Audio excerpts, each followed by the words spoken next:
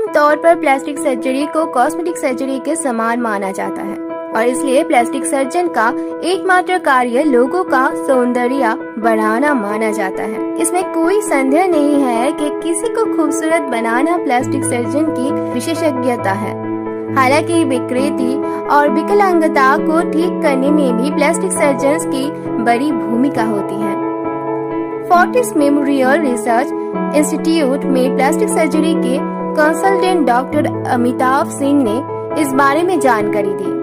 Plastic surgery जन्मजात या चोट, जलने, दुर्घटना, युद्ध आदि या किसी सर्जरी के वजह से विकृति और फंक्शन में नुकसान से पीड़ित लोगों के जीवन को सरल बनाने की कोशिश करती है। वास्तव में प्लास्टिक शब्द ग्रीक शब्द प्लास्टिको से लिया गया है, जिसका अर्थ है सांचे में ढालना या टू मोल्ड, और प्लास्टिक सर्जरी का सर है टिश्यू को अधिक सौंदर्य रूप में ढालना या विकृतों को सही या फंक्शन प्रदान करना है। प्राचीन भारत में मौजूद थी प्लास्टिक सर्जरी। ये भारत के लिए बहुत ही गर्व की बात है कि हमारे देश में ही प्लास्टिक सर्जरी के बीज बोए गए थे और दुनिया की करीब 3000 ईसा पूर्व सुश्रुत संहिता में उल्लेखित वैज्ञानिक विचार प्रक्रिया तथा विभिन्न पुनर्निर्माण प्रक्रियाओं के लिए सर्जिकल चरणों में परिलक्षित अनुभव विशेष रूप से राइनोप्लास्टी मतलब नाक का काम स्वीकार करती है। प्राचीन भारत में व्यभिचारों के दोषियों और युद्ध बंदियों की नाक काटना सजा का सामान्य रूप था, इसलिए राइनोप्लास्टी नाक को ठीक करना काफी प्रचलित कला थी जो भारत ने समूचे विश्व को दी। प्राचीन भारत में सुश्रुत देश के जाने माने सर्जन थे। उन्होंने जो सुश्रुत संहिता लिखी उसमें उन्होंने नाक की सर्जरी की बात भी कही है। 2500 साल भारत में नाक की प्लास्टिक सर्जरी क्यों ज्यादा होती थी, इसकी भी रोचक कहानी है। ये जानना भी दिलचस्प है कि उसे तब कैसे अंजाम दिया जाता था।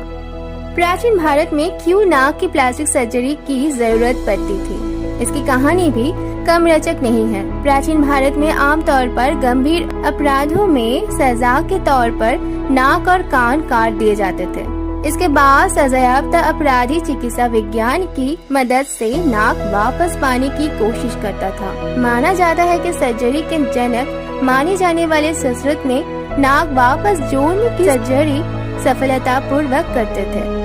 संहिता में लगभग 300 तरह की सर्जिकल प्रक्रियाओं का उल्लेख है। इसमें कैटरेक्ट, डेल्टा स्टोन निकलना, हर्निया और यहाँ तक कि सर्जरी के जरिए प्रसव करवाए जाने का भी जिक्र है। आज के वक्त में इसे रिकॉन्स्ट्रक्टिव राइनोप्लास्टी के रूप में जाना जाता है। सुश्रुत संहिता में जिक्र है कि गालों या माथे से नाक के बराबर की स्किन काट कर उसका सर्जरी के दौरान इस्तेमाल किया जाता था।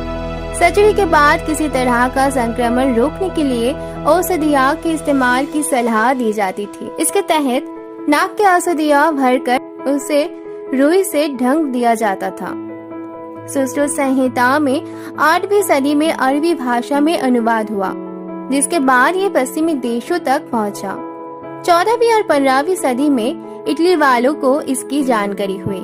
बाद में साल 1793 में भारत प्रवास के दौरान 2 अंग्रेजों सर्जनों ने नाक की सर्जरी अपनी आंखों से देखी। ये तीसरे एंग्लो मैसूर युद्ध के दौरान की बात है। अगले साल लंदन के जेंटलमैन मैगजीन में इसका जिक्र भी हुआ। एक ब्रिटिश सर्जन जोसेफ कॉन्स्टेंटिन ने इस प्रक्रिया के बारे में पढ़ने के बाद 20 सालों तक लाशों के साथ इस प्रक्रिया की प्रैक्टिस की। इसके बाद असल ऑपरेशन किया गया जो कामयाब रहा। ये साल 1814 की बात है। सुश्रुत को सर्जरी का जनक कहा जाता है।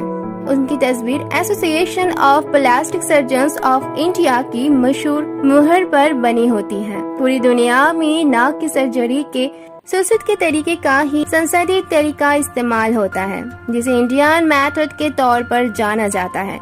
सर्जरी के अलावा सुश्रुत संहिता में 1100 बीमारियों का जिक्र है। साथ ही उनके इलाज के लिए 650 तरह की दवाओं का भी उल्लेख है।